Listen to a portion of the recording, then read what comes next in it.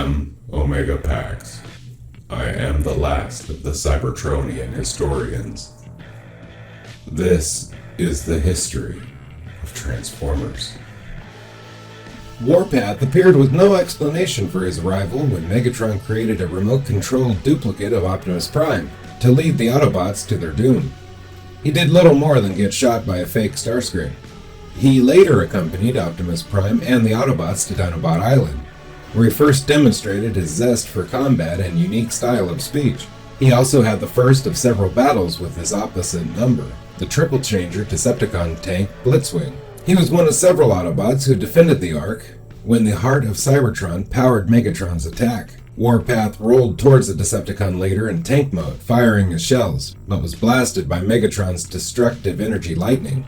Later, accompanying Perceptor and Beachcomber on a geological expedition, Warpath managed to get in some action when Blitzwing and the Coneheads staged a surprise attack. He and Blitzwing engaged in the tank wars again, but the fighting got so furious that they buried each other in sand for a while. The match was a draw until Thrust found a pool of Electrum and became invincible. Even a hot and cold mix of Power Glide's thermal beams and Warpath's cryo shells couldn't break the Decepticon warrior. Warpath was forced to reluctantly sound a retreat, tunneling through the mountainside to make their escape. On one such occasion, Warpath and Hoist were in charge of a small group of Decepticons led by Starscream, and ended up passing through and into the year 542 AD. The Autobots and Decepticons took opposite sides with a pair of warring knights, and Warpath allowed the Red Knight to ride him in a joust against Sir Blackthorn's champions, Rumble and Ramjet. They successfully rammed Ramjet, caving in his nose cone and forcing the Decepticons to fall back on the old grab a hostage and run trick. Taking the Red Knight's daughter captive, Warpath led the charge against Blackthorn's castle, and with their siege tower destroyed by some of Starscream's gunpowder barrels, he and Hoist served as makeshift ladders for the Allies to breach the castle walls. After thwarting Starscream's plan to rule the 6th century, they enlisted the aid of a local wizard to get back to the 20th century. When the Morphobots took over a valley on Earth, Warpath and Ironhide did their best to blast through using a variety of shells and liquid, but it took Blaster and some tunes to really get them out of the way.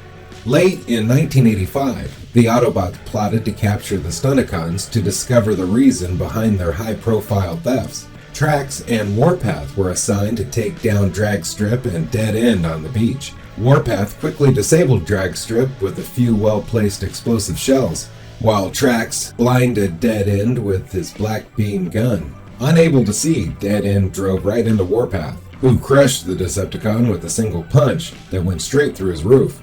In the year 2006, Warpath watched a broadcast of the first Galactic Olympics. He commented to Bumblebee that the Autobot sure had an unusual leader in Rodimus Prime, when the young Autobot dispensed with making a long, stuffy speech at the game's opening ceremony. As the Decepticons made their move on Earth, Warpath and Pipes commanded the team defending the Ark. The Autobots hid in a ravine as Trypticon passed overhead.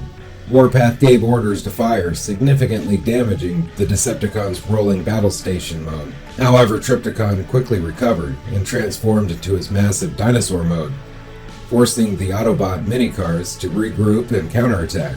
Warpath fired a shell, which Trypticon merely swatted away. When the Autobots protested that he didn't believe what was happening, he was kicked for his troubles. Warpath ordered Teletran 1 to activate the volcano's defensive cannons as Trypticon neared the Ark, but this had little effect on the Decepticon, who destroyed the volcano.